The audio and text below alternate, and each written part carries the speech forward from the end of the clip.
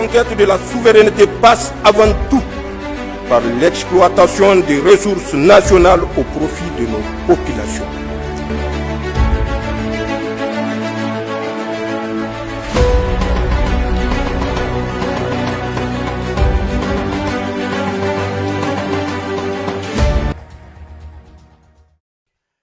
Mesdames, Messieurs, bonsoir. Dans la série d'entretiens avec les membres du gouvernement sur la mise en œuvre de leur lettre de mission à eux confiée par le président du Conseil national pour la sauvegarde de la patrie, chef de l'État, le général de brigade Abdraman Chani, nous recevons aujourd'hui, comme nous l'avions annoncé, le ministre de la Jeunesse, de la Culture, des Arts et des Sports, le colonel-major Abdraman Amadou. Monsieur le ministre, bonsoir. Bonsoir. Commençons par cette première question. Monsieur le ministre, on a coutume de dire que l'avenir d'un pays, c'est sa jeunesse. Vous êtes à la tête du ministère en charge de cette jeunesse. Quelles sont les stratégies, les plans, les programmes et même les projets de développement qui ont été initiés et mis en œuvre pour la jeunesse? Merci pour votre question. Merci de l'opportunité que vous m'offrez de partager avec les populations nigériennes des activités de mon département ministériel au cours de l'année 2024, depuis la réception de la lettre de mission à nous confier par le chef de l'État, le président du Conseil national pour la sauvegarde de la patrie. Permettez-moi d'abord de partager avec vous de la réception de cette lettre. On a procédé à une étude approfondie en fonction de nos différentes directions et aussitôt entamé une visite en région pour une vulgarisation et surtout pour voir les moyens existants pour la mise en œuvre de ce programme. C'est ainsi que, après ces différentes visites, on a commencé d'abord à monter un comité national au niveau du ministère pour réfléchir de l'avenir de notre jeunesse. C'est là qu'on a monté le programme qu'on appelle le programme national pour le volontariat patriotique. Et ce comité est concerné presque par tous les ministères, de la défense à l'intérieur, transversal, y compris l'Agence nationale de volontariat pour le développement. Ils étaient tous concernés. On a mené les réflexions. C'est un programme structurant qui permet de mobiliser la jeunesse, assurer leur insertion socio-économique et aussi à leur inculquer le patriotisme, le civisme et surtout le don de soi pour le pays. Ce programme a été présenté au niveau du CNSP. On a accueilli quelques remarques et recommandations et tout a été pris en compte. En temps opportun, le programme sera encore exposé et adopté et on va commencer le suivi. En dehors de ce programme aussi, pour la première fois aussi, on a le Fonds national pour le développement du sport. La difficulté majeure qu'on a dans ce domaine, c'est surtout le financement du sport. Pour la première fois, l'État du Niger a rétrocédé 50% des droits d'assises, ce qui permet vraiment, cette fois-ci, de faire encore mieux dans le domaine sportif, surtout en mettant en place principalement les structures qui peuvent accueillir les différentes activités sportives. On a aussi le domaine de la formation où l'État a fait beaucoup d'efforts. On a à peu près 29 centres CPJ, centres de promotion de jeunes, et 9 centres écoles de formation artistique et culturelle. On a aussi, sous notre tutelle, de grandes écoles, l'Institut national de la jeunesse, des sports et de la culture, et aussi l'Institut national artistique et culturel.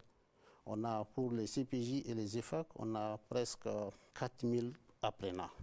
Ces apprenants, en majorité, c'est des jeunes déscolarisés ou qui n'ont jamais été à l'école, à qui on donne des activités pour faciliter leur insertion sociale. Et ces écoles, on a d'abord amélioré le cadre d'études. Les enfants qui sont dans les EFAC, avant, ils avaient l'allocation familiale, ce qui n'était pas dans le cas des CPJ, mais cette fois-ci, on a pu uniformiser. Tous ces enfants ont leur allocation, ce qui leur permet de pouvoir vraiment rester à l'école, parce qu'à un moment, on a remarqué des déperditions de l'effectif de ces enfants-là qui n'arrivaient pas vraiment à accéder à l'école comme ça se doit par manque souvent des moyens. Et l'INGL, c'est la même chose. Le cadre a été amélioré. Pour l'INAC, on a revu les curricula pour vraiment permettre à cette jeunesse de finir leurs études en bon terme. Toujours à ce programme et projet de développement en direction de cette jeunesse, il y a un constat qui se dégage, puisque tous les débats que nous avons organisés en région, les gens disent que c'est des programmes et projets qui sont gérés par beaucoup de ministères sectoriels et qui sont souvent, les énergies sont dispersées. Comment créer cette synergie pour que vraiment ce qui doit aller vers la jeunesse soit directement à la jeunesse, que ce soit des actions dispersées un peu partout au niveau du gouvernement ou des ministères? Ça, c'est ce que les gens racontent. Ce programme, on est en entente cordiale et directe avec tous ces ministères. Et pour la mise en application, on sait par où commencer. Sauf que la jeunesse, c'est transversal. Il y a des domaines, par exemple, on serait appelé à former ces jeunes. Le meilleur endroit pour former ces jeunes, c'est les centres de formation qui relèvent de notre ministère. Qui relèvent des autres ministères. Oui. La fonction publique pour les embaucher. On a aussi des activités dans le domaine agricole. Donc on aura besoin du ministère de l'Environnement, tout comme le ministère de l'Agriculture. On a besoin du FEFPA aussi pour la formation professionnelle en tant que telle, parce que nos centres ne sont pas suffisants au vu du nombre. Mais on est en bonne intelligence avec tous ces départements. Il n'y aura pas de problème pour la gestion de ces activités. Monsieur le ministre, depuis l'avènement du CNSP, on parle de changement de mentalité pour promouvoir un type de Nigérien nouveau. Quelles sont les stratégies élaborées par votre département ministériel dans ce sens? Et pour ce qui est du changement de mentalité, effectivement, on a pris acte par rapport à ça. On a tout d'abord monté un comité ad hoc composé d'éminents historiens et des experts de la culture. Ce qu'on a fait en premier lieu, il était question de baptiser nos boulevards, nos avenues, nos rues, nos places pour une appropriation de notre histoire. Et pour ça, on a commencé les études vers le mois d'avril 2024. Il a fallu précisément le 15 octobre pour lancer les baptêmes de ces places, rues et avenues. On a commencé par l'avenue Jibo Bakari, qui initialement portait le nom de Charles de Gaulle, un colon. Après, on a baptisé la place Monteuil, qui a pris le nom de Thomas Sankara, un panafricaniste. Après, la place de la francophonie, qui devient dorénavant la place de l'AES. Et enfin, les monuments aux morts. Il fallait forcément qu'on honore nos morts. On en a eu beaucoup, de la colonisation à nos jours, en passant par le terrorisme. Donc, dorénavant, cette place prendra le nom de Boubandé Batama. C'est un nom typiquement national, qui veut dire vraiment qu'il faut honorer nos morts. Après ces documents, on a cédé ça à la communauté urbaine de Niamey pour une prise en compte. Et rien que la semaine passée, ils ont procédé au baptême de certaines rues, telles que la place Boubou Hama, Dandiko Dankolodo, la place Zankienkassa et la place Liptako Gourma, pour ne citer que ces noms-là. Et dans la même lancée, ce même document a été partagé avec toutes les régions du Niger pour une appropriation et faire autant. Parce qu'on veut que chaque région s'inspire de ce document qui a été bien élaboré avec des critères propres pour aussi procéder au baptême des boulevards, avenues, rues et places des différentes régions, à l'image de ce qui est en train de se faire à Niamey. À Niamey, on vient de commencer, il y en a beaucoup de rues et à baptiser des places aussi, mais ça prendra du temps. Et la mairie est en train déjà de faire beaucoup de travail. On pense d'ici la fin de l'année pouvoir boucler Niamey et espérons que les régions aussi vont commencer. En plus de ce baptême de rue, le comité ad hoc dont je parlais, des historiens, ils ont le privilège de réécrire notre histoire, l'histoire générale du Niger.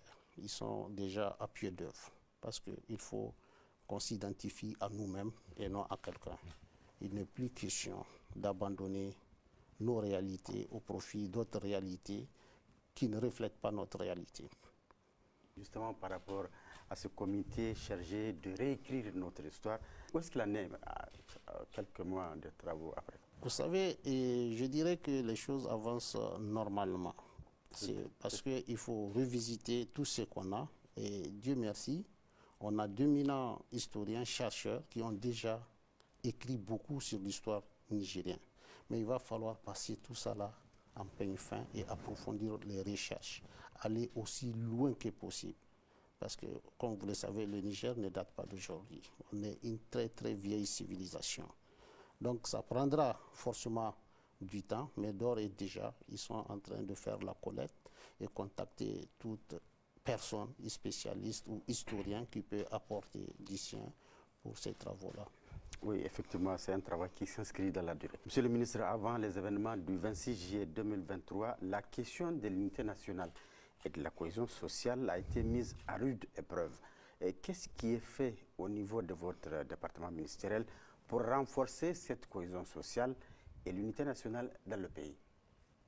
Pour ce qui est de l'unité nationale et la cohésion sociale, on a jugé utile, dans un premier temps, de s'adosser à nos réalités socio-culturelles. Et c'est dans ce cadre qu'on a créé la semaine Alada, une semaine sportive et culturelle. Une semaine durant laquelle toutes les filles et les fils du Niger se sont retrouvés à Niamey pour des activités culturelles et des activités sportives telles que la lutte cocoa, le triathlon, la course hippique. C'est nos réalités sportives comme ça que les gens adorent. En plus du domaine sportif, on a fait des chants, des ballets au niveau du palais du Congrès. Et ça, j'ai omis de parler de l'ouverture pour retracer un peu notre histoire récente. Où est-ce qu'on était, qu'est-ce qui est arrivé chez nous et où est-ce qu'on veut aller. Pour que toutes nos populations prennent conscience de la réalité, de ce qui est en train de se tramer et ce qu'on doit faire pour vraiment rester un pays totalement indépendant. Et aussi, en marge de cette semaine culturelle, on a aussi mis de la valeur sur nos produits artistiques. Il y a eu une foire au niveau du Palais Congrès qui a réuni tous nos artisans des régions. En plus de ça aussi, on a fait une exposition de l'art culinaire du Niger avec le ministère du Tourisme pour montrer aux gens qu'on a quelque chose à revendre. Il suffit de mettre nos produits en valeur. Aussi dans le domaine sportif, pour la première fois, la lutte, on essaie de continuer à perfectionner. On a révisé le code pour vraiment rendre cette lutte cocoa plus attrayante et aussi multiplier les compétitions. Donc après le sabre d'Agadez, en fin 2023-2024, on a eu à faire 5 coupes. Pratiquement chaque 2 mois, on a une compétition. On a fait la coupe du président du CNSP à Zender, la coupe du ministre de la Jeunesse à Dossou, parce que la coupe du ministre se joue forcément dans la région championne d'Issap. C'est-à-dire que cette année, ça sera à Niamey. Après cette coupe, il y a eu la coupe RTN, il y a eu la coupe RTL. Oui. Et pendant la semaine, je disais tantôt aussi qu'on a fait une coupe de lutte traditionnelle. Et tout ça là, c'est pour vraiment occuper nos champions, nos lutteurs en marche. On a aussi eu d'autres projets parce qu'on vise l'international. Il faut que notre lutte, quitte à former des équipes spéciales qui vont se spécialiser à la lutte gréco-romaine qui est aujourd'hui acceptée au niveau international parce qu'ils ont vraiment les qualités de participer à ces luttes et aussi gagner des coupes à l'international. Monsieur parlant toujours du projet de la lutte, il y a quand même un projet initié par Dr Seriba Mamadou, je ne sais pas si, j'imagine que vous êtes au courant, pour redynamiser effectivement cette lutte. Qu'est-ce que vous en pensez? Parce que ça permettra au monde de faire des combats tout au long de l'année et puis de réhabiliter toutes ces arènes de lutte traditionnelles au Niger. Oui, on en a parlé avec lui, il est passé, on l'a bien écouté, on a apprécié leurs propositions et on est prêt à aller à l'avant avec eux. Parce que on a remarqué qu'au Niger, d'ailleurs, je dirais c'est le seul pays où on a Dans toutes nos régions, on a au moins une arène de lutte de grande capacité. Malheureusement, en dehors de la région de Tawa et Zender, qui ont en tout cas l'année 2024 pris les choses en main, parce qu'ils ont eu à rénover leur arène de lutte sur fonds propres des régions. Tawa a eu à organiser des compétitions au niveau régional et je pense même d'ici la fin du mois, ils ont une autre compétition de lutte à faire. La coupe du gouverneur d'Ottawa, c'est qu'on encourage aussi pour les autres régions. Il faut forcément que ces arènes-là soient utilisées. Vous avez remarqué, Dosso, exceptionnellement, on a aménagé l'arène pour non seulement, parce que c'est l'arène de jeu traditionnel, mais on ne fait que la lutte Cocoa dedans. C'est-à-dire qu'on peut faire d'autres activités. Et aujourd'hui, je pense que les Dossolais, ils ont commencé, ils font des concerts dedans, ce qui est bien. Et on espère qu'ils vont continuer à exploiter cet espace pour d'autres activités, pour que vraiment la jeunesse profite de ces espaces. Et avec le projet de M. Seriba, on est partant. On est partant. Si vraiment on peut faire en sorte que toutes nos arènes soient animées, ça veut dire qu'on a de quoi occuper cette jeunesse dans le domaine, que ce soit de la culture ou du sport. D'accord. Monsieur le ministre, on parle de plus en plus de dialogue intergénérationnel pour permettre aux jeunes de bénéficier de l'expérience des aînés et d'enrichir leurs capacités de résilience et de proactivité. Comment cette question a été prise en charge par vos services? Cette question, dans nos services, d'abord dans le programme national de volontariat patriotique, il est question de ce dialogue intergénérationnel qui va commencer au niveau des communes. On est déjà à la phase finale de ce projet, mais avant, on a déjà commencé ce travail à notre manière à travers le Centre national de cinématographie qui fait des émissions pratiquement chaque mois. Ils font des émissions de cinéma, principalement sur les cinéastes nigériens, des films qui parlent du patriotisme, qui parlent du civisme, qui parlent de la souveraineté. Et en plus de ça aussi, ils tiennent beaucoup de conférences par rapport à ces différents thèmes au profit de notre jeunesse. En attendant la mise en place de ce programme national de volontariat patriotique. Les industries culturelles et sportives sont très peu connues au Niger. Quelles sont les actions initiées pour leur promotion? Pour ce qui est des industries culturelles et sportives au Niger, certes, c'est très peu connu. Mais l'année 2024, on a eu à faire la foire culturelle et industrielle du Niger, la FICNI, au niveau du CCOG, où on a eu la participation de plusieurs pays, dont les pays de l'AES. Et cette foire s'est axée sur principalement 5 activités. C'est le livre et les éditions du livre, l'art plastique, on a le cinéma et l'audiovisuel, on a aussi les artistes et puis la musique et spectacle. En plus de ça, on a eu à former 72 jeunes qui sont porteurs d'activités culturelles. Et aussi, ils ont tenu des conférences et aussi des appuis techniques et financiers à 62 projets et aussi la formation de plus de 185 professionnels dans les activités culturelles. Maintenant, ça c'est purement côté culturel. Côté sportif, il est question pour nous d'abord d'infrastructures. Et pour ce qui est des infrastructures, le courant de l'année 2025, on a déjà fait acquisition de 5 terrains de Maracana, dont un terrain ira à Agadez, parce que c'est à la suite de la lutte Cocoa d'Agadez qu'on a eu ces moyens. Donc il est normal qu'on laisse une trace dans la région.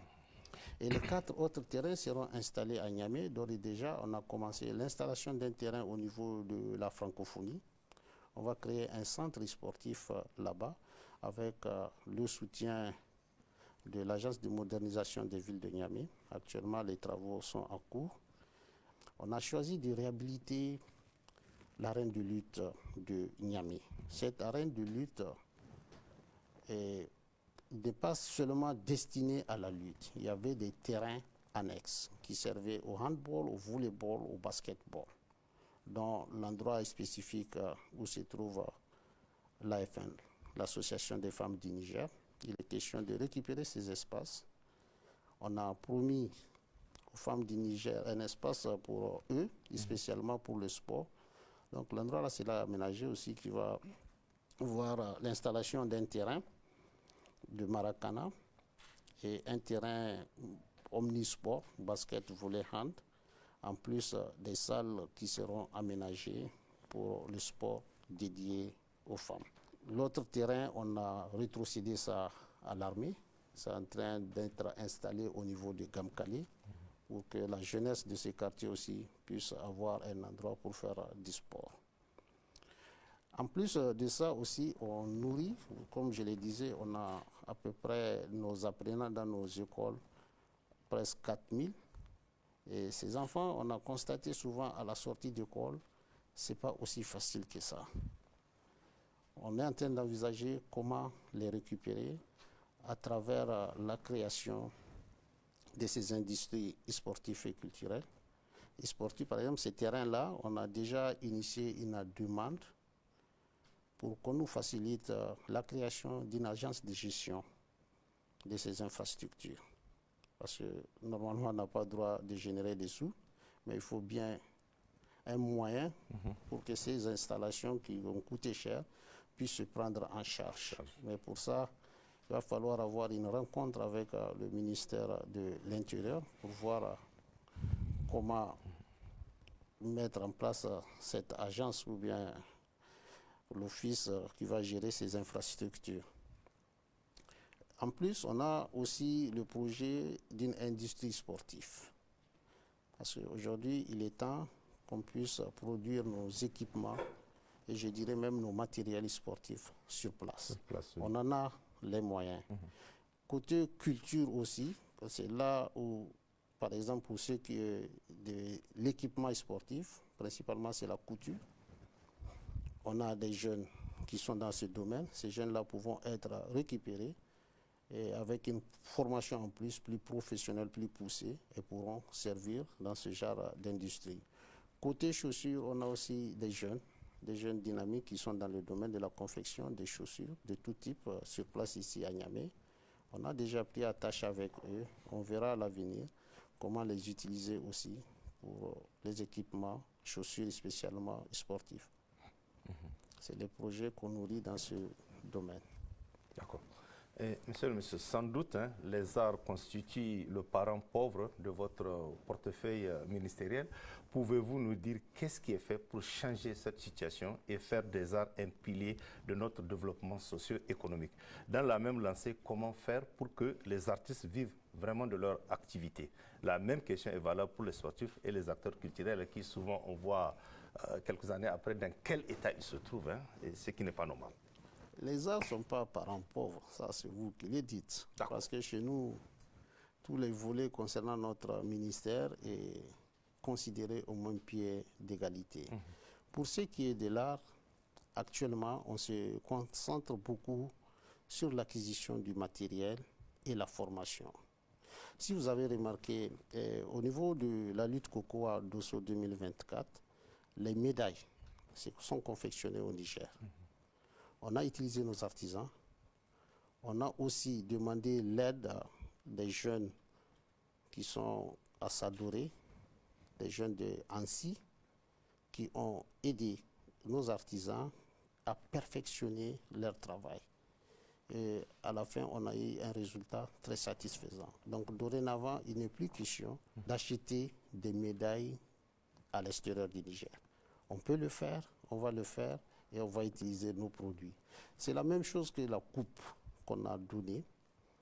Ils nous ont fait une coupe en bronze, aussi avec l'aide de Lancy, très perfectionnée, qui représente vraiment la lutte parce que c'était 2 lutteurs en combat. Et dorénavant, on va continuer dans ce sens. Avec Annecy, je pense qu'on pourra perfectionner beaucoup de choses. Et c'est en ce sens seulement que ces artisans-là pourront vivre de leur art. Sinon, il y a beaucoup d'initiatives par rapport à ça. Ils vivent bien de leur art. Par exemple, cette année, avec l'aide du gouvernement, du chef de l'État surtout, on a pu participer, puisqu'on a eu vraiment beaucoup de financement. Et pour la première fois, au moins une cinquantaine de Nigériens, on a été désigné comme un pays invité d'honneur à la semaine culturelle du Burkina Faso, qui s'est passée à Boubou. À 50, on était là-bas. Nos produits sont très prisés, même si par moments on les enquiquine pour perfectionner mieux et surtout aussi revoir parfois les prix, parce que souvent, moi, c'est ce que je leur dis souvent, on aimerait bien payer vos produits, mais le prix doit être proportionnel à la qualité. Et en ce sens, les gens pourront payer et vous pouvez vivre réellement avec votre activité. Est-ce qu'ils ont des facilités pour avoir accès à la matière? Ils ont des facilités pour avoir accès à la matière. En tout cas, au niveau du centre musée national, ils se débrouillent très bien. Parce qu'actuellement, je suis sur un projet de statue en bronze. Comme vous l'avez remarqué, la place Thomas Sankara. L'effigie du capitaine Sankara, on l'a commandé au Burkina Faso. Maintenant, il est question de faire de même pour les héros nationaux, à commencer par Jibo Bakari. Et actuellement, ils sont en train de faire un bon travail là-dessus. Ils sont capables de reproduire ce genre de produits localement. Et on espère que ça va continuer. Et il est question aussi vraiment de leur assurer une formation. J'ai parlé de ça. Ils sont partants pour une formation plus pointillée et surtout l'acquisition du matériel. Parce que souvent, c'est le matériel pour faire le travail qui manque, les outils.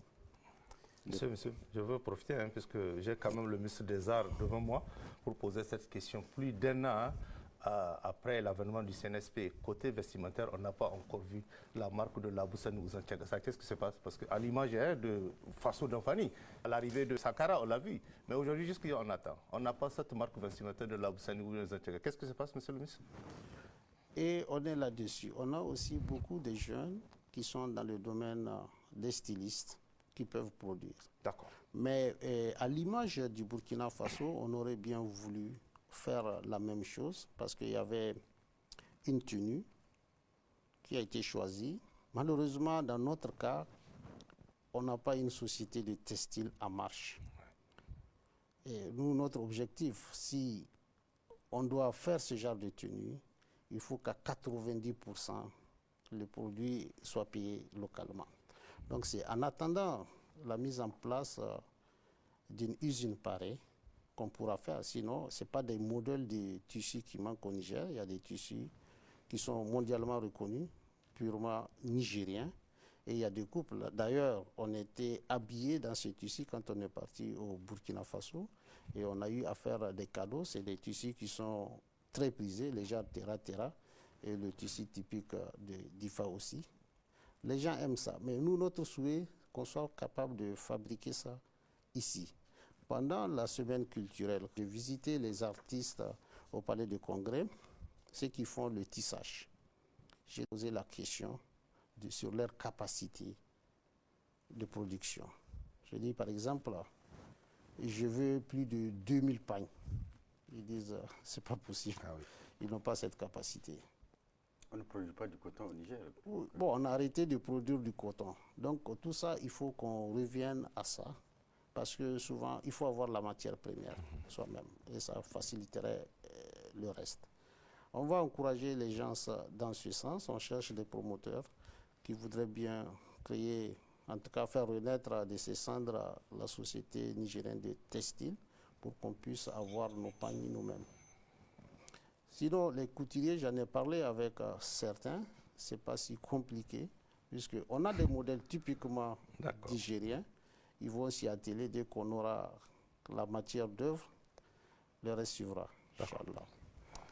Monsieur le ministre, les pays de l'AES, pour parler de la nouvelle dynamique, ont pour caractéristique, entre autres, leur jeunesse de la population. Ils ont la population jeune. Pouvez-vous nous dire quelles sont les initiatives, actions et politiques que vous comptez mettre en œuvre en commun pour l'épanouissement de cette jeunesse et pour qu'elle porte haut et à jamais les idéaux et valeurs de notre confédération en termes de solidarité agissante, d'intégration et de défense de notre espace? Par rapport à l'AES, je dirais que les choses sont en cours parce que tout récemment, on était au Burkina Faso sur invitation du Burkina avec les agences de volontariat où on a élaboré un test par rapport à notre jeunesse, la jeunesse de l'AES. Il est question qu'on se rencontre à Bamako pour approfondir les échanges dans ce domaine. Et nous, on a déjà pris ça en compte dans notre volontariat patriotique, notre Centre national de volontariat patriotique. On a pris ça en compte. Et en marge de cette rencontre à Ouaga, on a aussi parlé du sport de l'AES. Et le sport de l'AES, on a décidé de se cantonner sur ce qu'on pratique le plus dans nos pays. Par exemple, pour le cas du Niger, on a choisi la lutte cocoa et la course hippique. Et le Burkina, on a choisi le cyclisme et l'haltérophilie, parce que le champion du monde est burkinabé. Oui. Et le Mali, on a choisi l'athlétisme et le tir à l'arc. C'est des sports vraiment typiquement de nos terroirs. Et c'est ces sports-là qu'on veut promouvoir.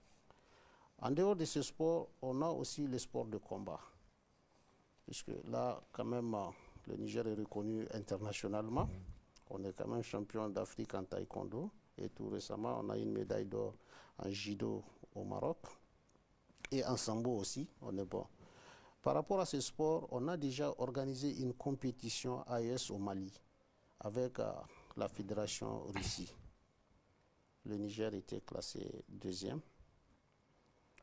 Et ces genres de compétitions, on veut les multiplier entre l'AES et les pays partenaires de l'AES. Actuellement, ce projet aussi est en cours. Probablement une compétition aura lieu soit au Niger ou en Russie. Et ça, c'est pour le taekwondo. Et le sambo. Le sambo qui est aussi un art martial composé du judo, du karaté.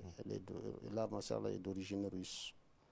Donc c'est ce projet qu'on a. Pour ce qui est de la culture l'AES, on a déjà un programme qui est en cours, qu'on a monté avec nos experts de la culture tout récemment au Mali. Actuellement, ce programme-là est en étude dans les différents pays pour son approbation probablement la semaine prochaine parce qu'on ira aux festivités culturelles de Ségou au Mali la semaine prochaine où le Niger est aussi invité comme pays invité d'honneur. Aussi nos troupes Denke et la troupe Soga qui ont été spécialement invitées par les Maliens. Donc au cours de cette activité culturelle, on va adopter notre programme culturel AES parce que dans ce domaine aussi, on fait tous pratiquement la même chose. C'est la même culture puisque c'est le même peuple. Monsieur le ministre, avant de finir cet entretien, on a assez souvent peu de résultats dans les principales disciplines sportives. Comment faire pour inverser la tendance, en même temps rendre nos disciplines sportives plus attractives et compétitives? Souvent, on l'a vu, pour citer l'exemple du football. Oui, je dirais pas peu de résultats, parce que je dirais plutôt, on a des résultats satisfaisants parce qu'on vient de très loin dans ces domaines. Et c'est lié à plusieurs raisons. D'abord, le financement.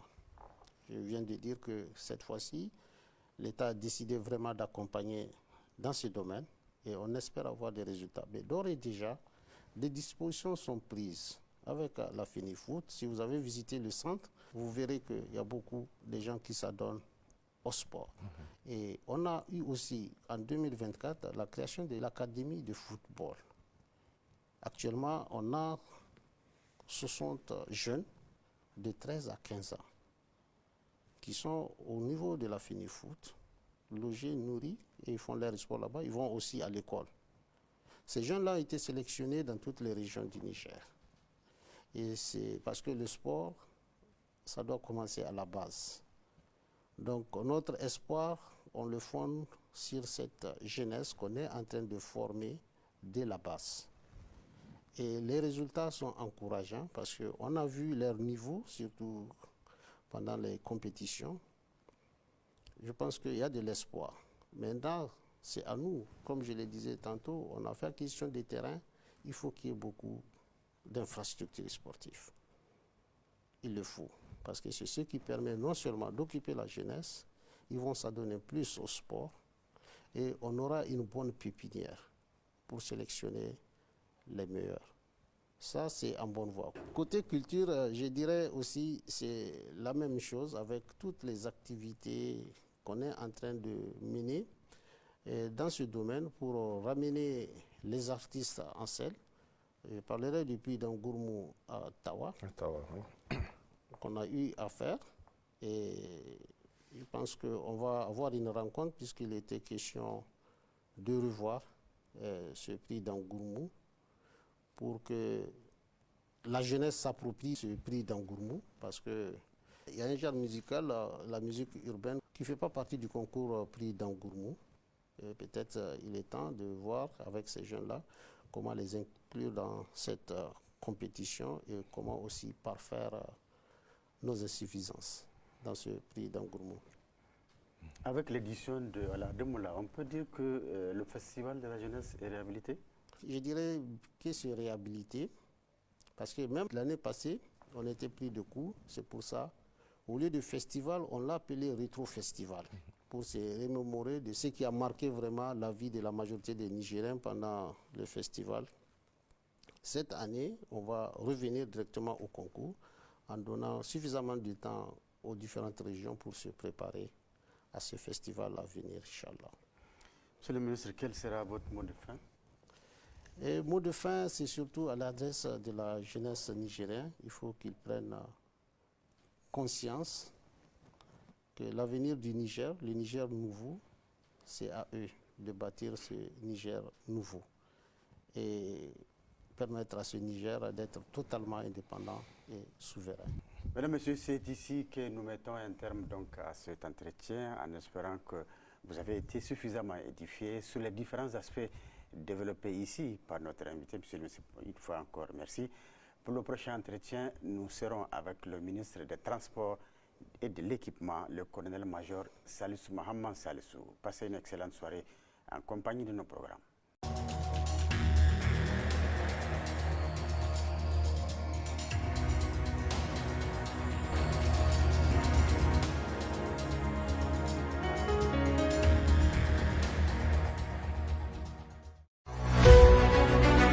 La conquête de la souveraineté passe avant tout par l'exploitation des ressources nationales au profit de nos populations.